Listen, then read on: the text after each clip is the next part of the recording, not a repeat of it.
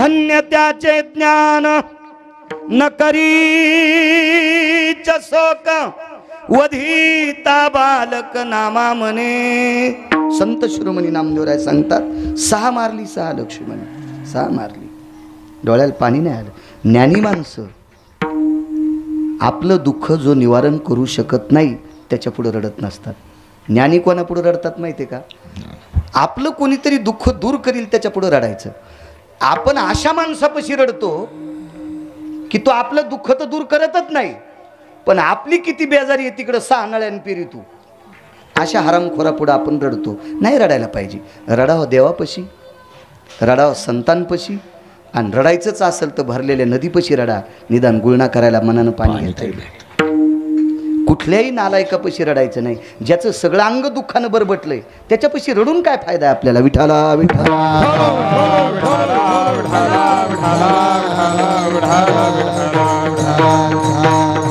म्हणून वसुदेवानं शोक नाही केला, कारण शोक का करायचा?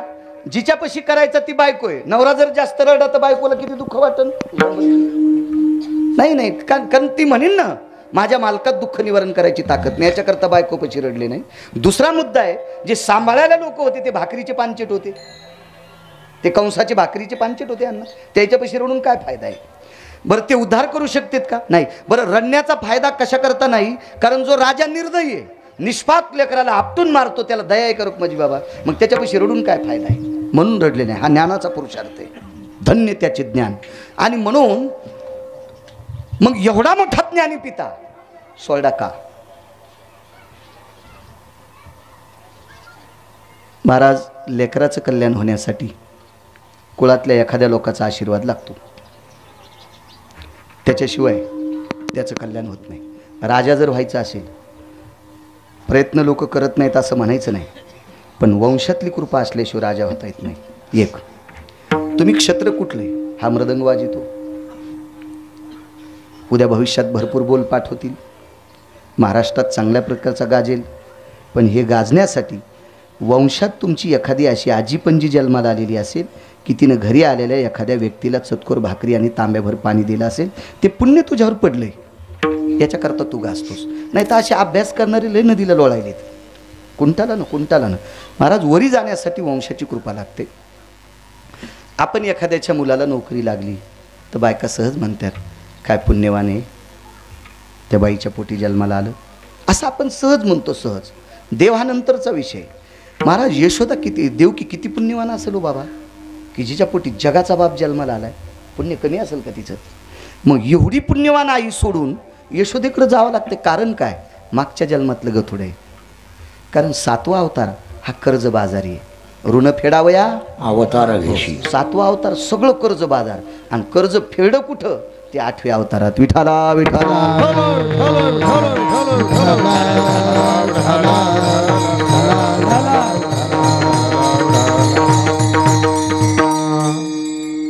किती कर्ज? सूर्यवंशाचे कुलगुरू महर्षी वशिष्ठ।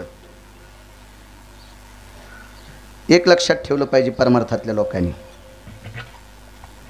राजकारणी आवडेल का न आवडेल हे डोक्यातलं काढून टाका, पण राजकारण्याची बूट परमार्थ करणाऱ्यानं चाटायची नाही, हा पुराणाचा सिद्धांत आहे। गळ्यात तुळशीची माळ घालून एखाद्या राजकीय व्यक्तीचे पाय धरायची वेळ आली असेल तर त्याच्यासारखा हलकटपणा जगातला दुसरा कुठलाच नाही। पुराणाचा सिद्धांत किती मोठा बघा। महर्षी वशिष्ठाचा ऐकल्याशिवाय प्रभू रामचंद्र राज्यातला कारभार करीत नव्हते, मान्य आहे का? चला पुढचा ऐका। भगवान श्रीकृष्ण परमात्मा सांदीपनींचा ऐकल्याशिवाय एकही तिळा इतका कारभार करत नव्हते, आणि छत्रपती शिवाजी महाराज तुकोबारायचं ऐकल्याशिवाय राजकारण करत नव्हते। हा आपल्या आणि गिरगावकराला एखाद्या पंक्तीसाठी एखाद्या पुढाऱ्याच्या पाया पडायचा असेल तर 10 पिढ्याचं पाप उतवाले समजायचं नाही, पण त्यानं मनन दिली तो भाग सोडून द्या म्हणतात। पण पाया वारकऱ्यानं पडायचंच नाही, महाराजांना पडू द्या। महाराज कोण्या पांचटाच्या पडतील? कारण आपल्या संप्रदायात महाराजाच्या पाया पडा सांगितलंच नाही, कोणाच्या पाया पडा सांगितलं? पाया पडे एकमेक मस्तक हे पायावरी, मस्तक हे पायावरी, मस्तक हे पायावरी, मस्तक हे पायावरी। संताच्या वारकरी संताच्या या वारकरी संताच्या या वारकरी संताच्या मस्तकाय पायावर या वारकरी संताच्या वारकरी संताच्या या वारकरी संताच्या मस्तक हे पायावर या वारकरी संताच्या वारकरी संताच्या या वारकरी संता एक पुरावा फक्त सापडेल, दंडवत आचार्य. आचार्य त्याच्यानंतर महाराजांच्या पाया पडा असा पुरावा पाहिला कधी गात्यात अभंगात नाही. पायाच पडायचं असेल तर वारकऱ्याच्या पडा. महाराज चुका करू शकते, महाराज नालायकपणा रखमाजी बाबा करू शकते. वारकरी अब्जात गेला तरी चूक करीत नाही आणि संध्याकाळी जेवायला नसलं तरी चूक करीत नाही, त्याला वारकरी म्हणतात. मग पायाच पडायचं असेल तर वारकऱ्यांच्या पडायचं. महाराजांच्या पाया पडत असताना सांभाळून पडत जा. हा किती चांगलं वागतोय. विठाला विठाला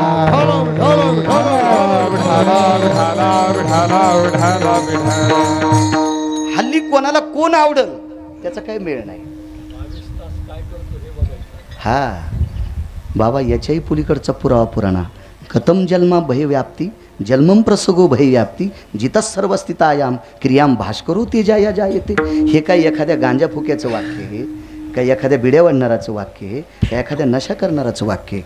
कारण त्यानं त्याचं वागणं किती श्रेष्ठ आहे हा महत्त्वाचा भाग आहे. कारण आपल्या संप्रदाय एखाद्या वेळी स्वर चांगले असतील, स्वर लोकनाट्यातल्या लोकांना पण चांगले येतो. स्वराच्या बाबतीत जर दिनकर बाबा सांगायचं झालं दादा, तो ऑस्कर पुरस्कार आतापर्यंत एकाही भजनाला भेटला नाही. फिल्मी सृष्टीतल्या लोकांना भेटलाय. म्हणजे आपण त्यांच्या इतके स्वरबाज नाहीत हे लक्षात ठेवा. पण त्यांना वारकरी म्हणत नाहीत हे बी लक्षात ठेवा. आपल्याला तो पुरस्कार जरी नाही भेटला पण आपण वारकरी आहोत. पण वारकरी राहण्यासाठी काय करावं लागतं माहिती आहे का? बापाने जिच्या सोबत लग्न लावून दिले ती बाई सोडून दिली तर जगातल्या प्रत्येक स्त्रीला माय म्हणायचं असा जर कोणी असेल तर तो वारकरी तत्वातला आहे. आणि हे न सांभाळता गळ्यात तुळशीची माळ घातली असेल तर समजायचं तमासगिरी इकडे आलाय. विठाला विठाला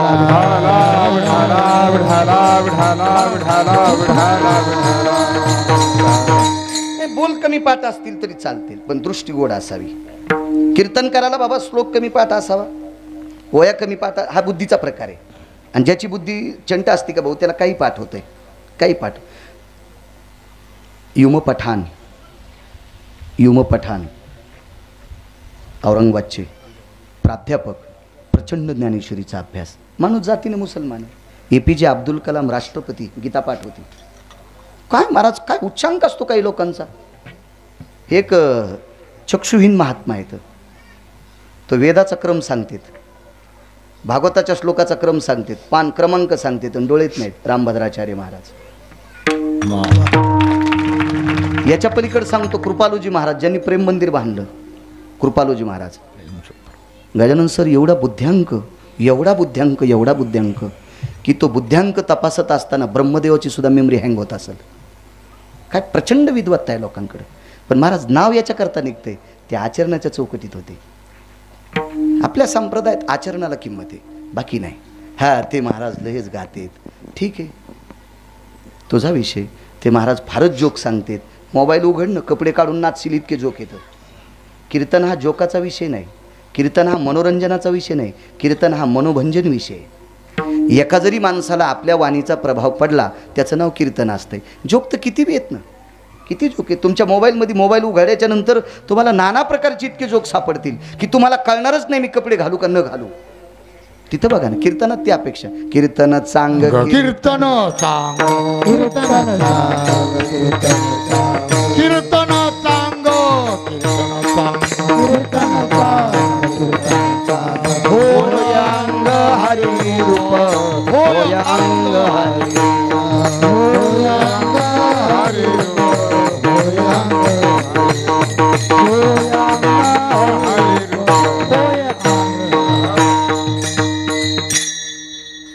मदन महाराजांनी कपडे घातल्यावर शरीर कसं दिसत होतं? साधं शरीर, बेंबीच्या खाली तुळशीची माळ, पण बघितल्याबरोबर ज्ञानोबाराय दिसायचे. रंगनाथ गुरुची परभणीकडे तुम्ही पाहिले, रखमाजी बाबा ज्ञानोबाराय पाहाची आपली पात्रता नसेल, आपली योग्यता नसेल, आपण त्या काळातली नसतील, पण ज्यांनी रंगनाथ गुरुजी पाहिले त्यांनी छाती टोकून सांगायचं मी ज्ञानोबारायचं दर्शन घेतलं. रंगनाथ गुरुजी परभणीकर म्हणजे ज्ञानसूर्य होते. क्या बात आहे. प्रत्यक्ष ज्ञानसूर्य म्हणजे रंगनाथ गुरुजी परभणीकर. काय मूर्तिमंत टोक होतं महाराजा लोकांचं. राजेश्वर शास्त्री ज्यांच्या चरणावर बुटासकट लोटांगण घालायचे, ज्या शास्त्रीचा कंठ शेकण्यासाठी सरस्वती येत होती, असे राजेश्वर शास्त्री लोटांगण घालायचे ते रंगनाथ गुरुजी. रंगनाथ गुरुजींच्या चरणावर जगन्नाथांना पवार महाराष्ट्रातले पहिले शास्त्री, काव्यतीर्थ जगन्नाथांना पवार, तुकाराम महाराज महामुनी आणि प्रल्हाद शास्त्री दैठणकर लोटांगण घालायचे. काय काय पुरुषार्थ होता या लोकांचा. हे आचरणाच्या चौकटीतले लोक. श्री गुरु मारुती महाराज कपडे काढून असे बसले तर असं काय त्यांचं शरीर तेजपुंज वाटायचं. आचरणाची चौकट होती. श्री गुरु नथुराम बाबा आपल्या मराठवाड्यातला एकमेव महात्मा असेल की कीर्तन जास्त वेळ झालं तरी वास्कर परंपरा त्यांना बुक्काला येत नव्हती. ती फक्त श्री गुरु नथुराम बाबा होते.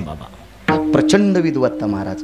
नाहीतर वास्कराच्या फडावर कीर्तन त्यांना एखादी ओळी नाही, त्यांना असं त्यांना नाही पटलं की बुक्का चोपदारानं लावला की कीर्तनकारानं कंबर सोडायची. ही वास्कर महाराजांची परंपरा, पवित्र परंपरा आहे देशातली. पण श्री गुरु नथुराम बाबांना त्यांना असं वाटायचं की यांचं कीर्तन किती पण वेळ ऐकावा. काय किती किती मूर्तिमंत लोक होऊन गेले, किती अधिकारी लोक होऊन गेले. आपल्याकडे दैठणकर घराणा, ज्या घराण्यातल्या बाईचा अंत्यविधी झाला रामराव भाऊ, ती बाई चौघाच्या खांद्यावर आहे. त्या बाईच्या अंत्यविधी करतात 3 देव आहेत, ब्रह्म विष्णू आणि महेश, माणसाच्या रूपात मातीला पुढं, प्रेताच्या पुढं चलत नसतात. पण वारकरी जर असेल तर भजने पुढं चलत असते. तर ती बाई वारकऱ्याची पत्नी होती आणि म्हणून पुढं 3 देव. पण त्या बाईने विचार केला आपले मालक मातीला आहेत का, म्हणून मृत्यू पावलेल्या बाईनं सुतुळ्या तोड्यान मागं पाहिलं तर मालकानं सांगितलं गिरिजा मी आहे ना, पडणं मुकाट्या. म्हणजे प्रेतवरही डोकावतंय. महाराजी ठाकूरबांची पत्नी होती. ज्या बाईनं घोड्याला चारा चारला ते घोडं एकादशी धरतंय. किती पवित्र परिसर आहे आपला, किती पवित्र. म्हणून एक लक्षात ठेवतो, माणसं कमी जरी आली कीर्तनाला तरी धकत आहे, पण ज्यानं आचरणात परमार्थ केला आशांची कीर्तन ऐक जा, गावाचा उद्धार होत असतोय. ज्याचं आचरण भ्रष्ट आहे, आशांना जर पाकिटं देताल तर गावाला कुपाटी लागल्याशिवाय राहत नाही. इतकं लक्षात ठेवा. विठाला विठाला.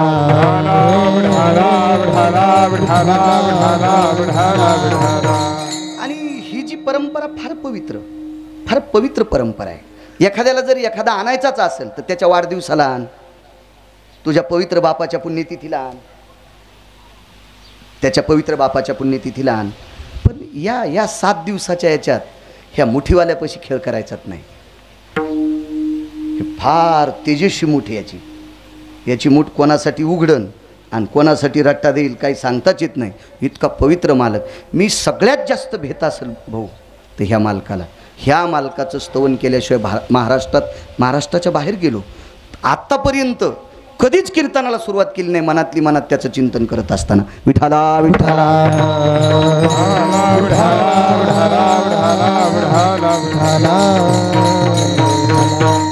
गावातल्यांना सांगायची गरज नाही, परगावच्यांना सांगतो. त्याच्या मुठीतली ताकद किती मला वाटायला आला. रणजित काका कचरू भाऊ आणि बाबारावजी कासार तुम्ही होते, आपले हेलसकर तिघं होते. मी 2 पिठाचे डबे आणि ही माळ वडिलांची घेऊन गेलतो. त्याच्या मुठीतली ताकद बघा. अशी कितीतरी गिरगावची उदाहरणं सांगता येतील. कितीतरी उदाहरण. तुमचा मुलगा MBBS व्हायला पुढच्या वर्षी होता, आपण सत्कार करू. मला वाटतंय दादांची एक नात MBBS झाली, आपण मागच्या वेळेस सत्कार. आता तलाठीसुद्धा झाली त्यांची नात, आज आलेली इथं. विठाला विठाला.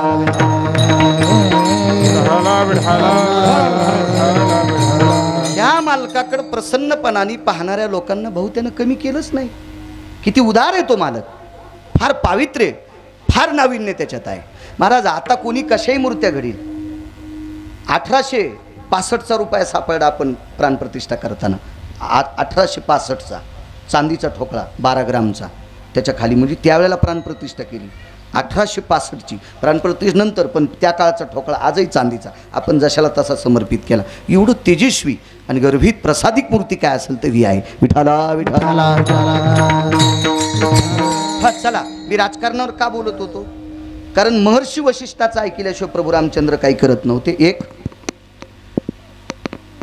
महर्षी सांदीपनीचं ऐकल्याशिवाय कृष्ण परमात्मा करत नव्हते आणि तुकोबरायचं ऐकल्याशिवाय छत्रपती राजकारण चालवत नव्हते.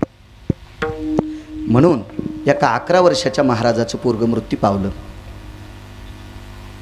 11 वर्षाच्या महाराजाचा मुलगा मृत्यू पावला आणि तो महाराज वशिष्ठाकडे गेला आणि वशिष्ठानं विचारलं, तुमचा मुलगा मृत्यू पावलाय? होय.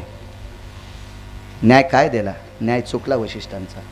वशिष्ठांचा न्याय चुकला म्हणायचा गिरगावकराची काय पात्रता आहे? पण पुराण सांगते भाऊ, लक्ष्मण पुराण सांगते वशिष्ठानं न्याय द्याला. या गावामध्ये कोणीतरी शूद्र तपश्चर्या करतंय, म्हणजे एक शूद्र भजन करतंय, याच्याकरता पाप वाढलं. वारकरी संप्रदायाचा दंडक लक्षात. भजन करण्याचा सगळ्याला अधिकार. यारे यारे लहान थोर याची भलत्या नारी नर करावा विचार न लगे चिंता कोणाची. यारे यारे लहान थोर याची भलत्या नारी नर करावा विचार न लगे चिंता कोणाची. सकळाशी येथे आहे अधिकार कलियुगी उधार हरीच्या नावे कलियुगी उधार हरीच्या नावे. सकळाशी येथे आहे अधिकार हरीच्या नावे कलियुगी उधार हरीच्या नावे. अजून एक पुरा आहे, यटन झुपल्यावर आऊ थांबता यावं, तरी पण मी सहज सांगतो तुम्हाला. या संप्रदायामध्ये भगवान शिवजीनं स्थापन केलेला संप्रदाय, वेश्येला सुद्धा भजन करायचा अधिकार, चांडाळाला सुद्धा अधिकार, शूद्राला सुद्धा अधिकार, ब्राह्मण क्षत्रिय वैश्य शूद्र, चांडाळा ही अधिकार, बाळे नारी नर आणि आधी करून वेश्याही, म्हणजे वेश्येला सुद्धा भजन करायचा अधिकार. बरं केलं नाही का वेश्येनं भजन? इतकं वेश्येनं भजन केलं, ती वैकुंठाला गेली नवल नाही गरड. तिने एक कोंबडन माकड विमानात नेलंय. कोंबडा आणि माकड, कोंबड तर निषेध सांगितलं, पण कोंबड्याला सुद्धा विमानात, माकड चंचल सांगितलं त्यालाही विमानात. महानंदा तृतीय पंथ्याला सुद्धा. या देशातला तृतीय पंथी विमानात बसून गेला. कानोपात्रा खोदू पिंजारी तो दादू आणि भजनी आभेदू हरीचे पायी. त्यालागी विमान पाठविले. भजन केलं एका वारकऱ्याचं ऐकून तर तृतीय पंथी टोलनाक्यावर टाळ्या वाजणाऱ्या बांधवाला सुद्धा विमान आलंय. भजन करण्याचा अधिकार प्रत्येकाला आहे. मग वशिष्ठांचा न्याय चुकला आणि वशिष्ठानं सांगितलं शूद्र भजन करतंय, याच्याकरता पाप वाढ, चुकीचा न्याय होता. आणि प्रभू रामचंद्रानं तो न्याय मान्य केला आणि एका शूद्राचं पोरगं मारलं. ते किराताचं पोरगं होतं. बाईनं प्रेत उचललं, एका पांढऱ्या कपड्यात बांधलं आणि प्रभू रामचंद्राच्या दारासमोर ते प्रेत टेकलं. संध्याकाळची वेळ. आश्वस्ताचा वृक्ष होता. या वृक्षामध्ये विष्णूचं अधिष्ठान असते. वृक्षा माझी आश्वस्त. आणि पिंपळ आणि लिंब जर एकत्रित आला असेल तर लक्ष्मी नारायणाचं अधिष्ठान. जिथं पिंपळ आणि लिंब एकत्रित आला तर लक्ष्मी नारायणाचं अधिष्ठान, कारण लिंबामध्ये लक्ष्मीचं अधिष्ठान आहे. म्हणून तो चोखोबाऱ्या लिंबाखाली भजन करत होते. आपल्याकडं आषाढ महिन्यामध्ये पाण्यात लिंबाचा दाखला टेकून एका देवीला जात होते. त्या देवीला लक्ष्मी देवी म्हणत होते. पण आता नालायकानं जिभेचे चोचले पुरण्यासाठी तिला मर्याई नाव दिलं. विठाला विठाला.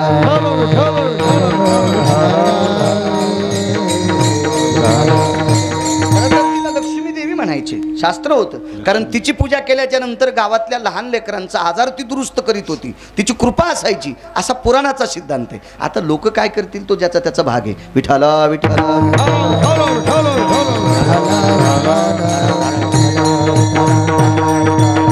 मुलगा मारला, दारात त्या बाईनं प्रेत आणलं. झाडाच्या पिंपळाची सगळी पानं गळून गेली. पहाटे 4 वाजता सुमंत आले. सुमंत हे मर्यादा पुरुषोत्तम रामचंद्रांचे प्रधान होते. वैकुंठीचा हरी ताना यशोदेच्या घरी. एवढाच पुरावा ऐकून मग पुढे सरकू आपण. माणसं जेवायची तर सुमंतानं पाहिलं एक बाई रडत बसलेली आहे. हे दादा आवाज थोडासा.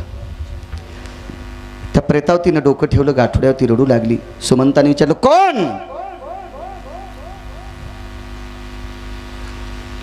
बाई बोलली नाही. दुसऱ्यांदा आवाज दिला, कोण? बोललीच नाही बाई. ती काय बाई, तिचं अंतकरण कापलेलं होतं. ती राजाचा प्रधान असो की राजा असो, तिला काय घेणं देणं नाही ना. तिचं जीवन संपलतं ना त्या दिवशी. तिसऱ्यांदा आवाज दिला, कळतंय का? बाईने एक लक्षात घेतलं, आपण कोणाच्या तरी दारात बसलो, ते दार आपलं नाही. रुक्माजी बाबा तिने वरी पाहिलं आणि समोरच्या व्यक्तीला विचारलं, मी लाहोर चित्र सशे धरणाऱ्याच्या कुळातली बाई आहे. आमच्या कुळाला किरात म्हणतात. गाठोड्यात काय? या कुशीतून मी ज्याला जन्म दिलाय ते माझं लेकरू आहे, त्याचं प्रेत आहे. इथं कशाला आणलंय? मेलेली माणसं मशानात नेतात, मला याचं ज्ञान आहे. पण मांडी खालचा बाण काढा आणि बहुत तो बाण दाखिला सुमंताला. हा बाण कोणाचा आहे? सुमंतानं सांगितलं, हा बाण मर्यादा पुरुषोत्तम रामचंद्रांचा आहे. मग रामप्रभूनं माझ्या पोराला मारले, मी फक्त विचारायला आले का मारले. एखाद्या बाईकडे वाईट दृष्टीनं पाहिलं होतं का? कोणाची वस्तू उचलली का? कोणाला शिवी दिली का? कशा करता मारला माझा मुलगा विचारण्यासाठी आले. सुमंत किती प्रयत्न करत असेल भांडण मिटण्याचं? अंदाजराव किती प्रयत्न करत असेल ते. महाराज ती बाईच होती, बाई होती, अधिकारी बाई होती. सुमंत आतमध्ये गेले आणि देवाला सांगितलं, देवा काम तुमच्याच्यानं चुकीचं झालं, एका किराताचं पोरग मारलं. प्रभूनं सांगितलं, सुमंता बंधी रात्र मी नुसता छत पाहतोय, डोक्यावरचा छत पाहतोय की मला झोप येत नाही. मी वशिष्ठांचं ऐकून काम चुकीचं केलंय, पण ते सूर्यवंशाचे कुलगुरू आहेत, महाराजांना मी काही बोलू शकत नाही, पण महाराजांनी मला चुकीचा न्याय दिला, याच्याकरता मी चूक काम केलं. एक सांगू का तुम्हाला, गिरगावकराचं पोरग कीर्तन करीत असेल, काही नवलाची गोष्ट नाही, मी करूही देणार नाही. कारण जरी केलं तर त्याला माझ्यासारखं येणार नाही, त्याच्यापेक्षा करूच नको. त्याला फक्त एकच म्हणेन, मी ज्या वाऱ्या करतो त्याच्यातल्या 2-4 वाऱ्या करी जाय, तुला गठुडं भरपूर कमवून ठुले तितकं कर. पण जरी एखाद्याचं पोरग गायन करीत असेल तर त्याचं पोरग गायन करायला काही नवलाची गोष्ट नाही. ज्याला परंपरा नाही त्याचं पोरग महाराज झाला असेल, त्याची पाठ थापा, त्याची पाठ थापटायची, त्याची पाठ थापटायची. मास्तरचं पोरग मास्तर होणं काही नवलाची गोष्ट नाही गुरुजी. डॉक्टरचं पोरग डॉक्टर होणं, कलेक्टरचं पोरग तहसीलदार होणं, पंचाल सर काय त्याच्यात मोठी गोष्ट आहे, कारण तो परंपरेत ना, परंपरेत. पण ज्याला कसल्याही प्रकारचा आधार नाही, ते जर चांगलं काम करीत असेल, महाराज लावरं चित्र सशे धरणाराचं पोरग जर भजन करीत असेल, नाही चुकला वशिष्ठाचा. आणि त्या बाईनं सांगितलं, देवा तुम्हाला मी शाप देऊ शकत नाही, कारण माझ्यात तितकी ताकद नाही, आणि तुम्हाला मारू शकत नाही, ही माझ्यात तितकी हिंमत नाही. पण एकच काम करा, पोरग का मारलं? देवानं दोन्ही हात छातीवर टेकले. भाऊ हे नम्रतेचं लक्षण आहे, पाया पडू शकत नाही, माफी मागण्याचं लक्षण आहे. छातीवर हात टेकणं नम्रतेचं लक्षण आहे, हात वरी करणं नम्रतेचं लक्षण आहे. हात वरी करीत आहेत कुठं माहिती आहे का? युद्धात हातातलं शस्त्र संपलं की वरी करतात. महाराज पशुला सुद्धा मात्र आहे आता, पशुला सुद्धा. एक बैल जर तिकडे गेला आणि 4-2 बैल त्याच्यावर पडले तर ते अंग चोपीत चोपीत बाजूला सरकत आहे. हे कुत्रं त्या गल्लीत गेलं आणि ते कुत्रे जर याच्यावर पडले तर ते कष्ट घालीत आहे. दोन्ही पायाच्या मधात शेपटी घातली की त्या कुत्र्यांच्या लक्षात येते हे आपल्याला भेलं. हे नम्रतेचं लक्षण आहे. मानवामध्ये, पशुमध्ये, प्रत्येकामध्ये हे नम्रतेचं लक्षण. विश्वाचा मालकानं छातीवर हात ठेवले. बाईने लक्षात घेतलं, जगाचा पाप जर आपल्यापुढं नम्र होत असेल तर याच्या पलीकडे आता बोलायचंच कशाला. देवाला सांगितलं, देवा एकच काम करा, मला 4 माणसाचं साह्य द्या आणि माझ्या मुलाचं प्रेत मशानापर्यंत नेऊ लागा.